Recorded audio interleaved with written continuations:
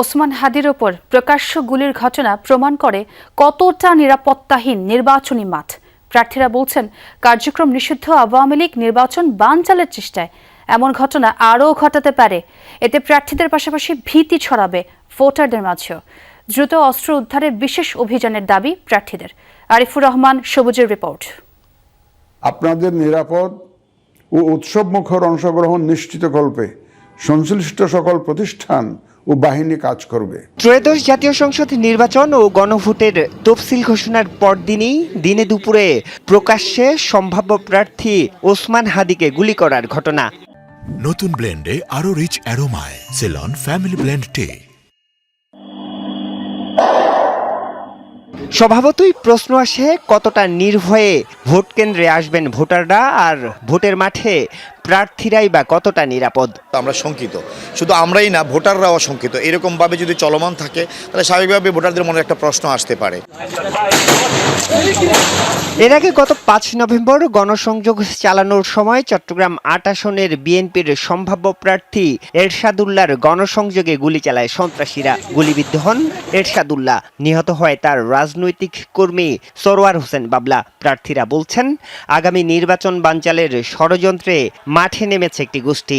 আইন শৃঙ্খলা পরিস্থিতি আমরা যতটুকু উন্নত হওয়ার কথা, বাট সেই জায়গায় আমরা এখন পর্যন্ত পৌঁছাতে পারি নাই, যার কারণেই আজকে অবাধে আমাদের এরশাদুল্লাহ ভাইকে গুলি করা হচ্ছে, অবাধে ওসমান হাদিকে গুলি করা হচ্ছে। আইন শৃঙ্খলা পরিস্থিতি নিয়ে শঙ্কা ছিল আগেই। প্রার্থীদের অভিযোগ, নির্বাচনের আগে কার্যক্রম নিষিদ্ধ আওয়ামী লীগ টার্গেট কিলিংয়ে মাঠে নেমেছে। সেই সময় যারা গুরুত্বপূর্ণ ভূমিকা দিচ্ছে তাদেরকে টার্গেট কিলিং করা, এবং বেশ কয়েকবার শেখ হাসিনার অডিও আসছে যেখানে নাম ধরে তারা কাদেরকে হত্যা করতে চায় সেটা আকাঙ্ক্ষা প্রকাশ করছে। এখনও হাদির সাথে যাকে সন্দেহ করা হয়েছে পুরো তিনি আটক হয়েছেন, আবার ছাড় পেয়েছেন, এই যে তথ্যগুলো আসছে, ফলে পুরোটা একটা দীর্ঘমেয়াদী ষড়যন্ত্রের অংশ।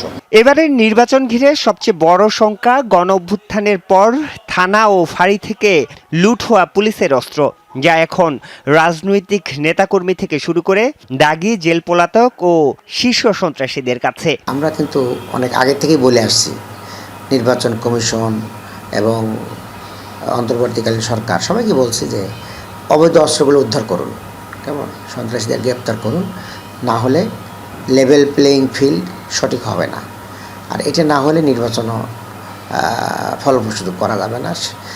সন্ত্রাসীদের গ্রেফতার আর অস্ত্র উদ্ধারে এর আগে অপারেশন ডেভিল হান্ট পরিচালনা করেছে পুলিশ। তা কতটা সফল হয়েছে এই প্রশ্নের জবাব দিয়েছেন ডিএমপি কমিশনার।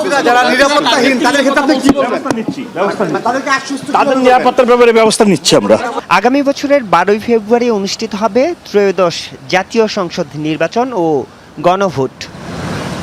আরিফুর রহমান, সবুজ, যমুনা নিউজ, ঢাকা।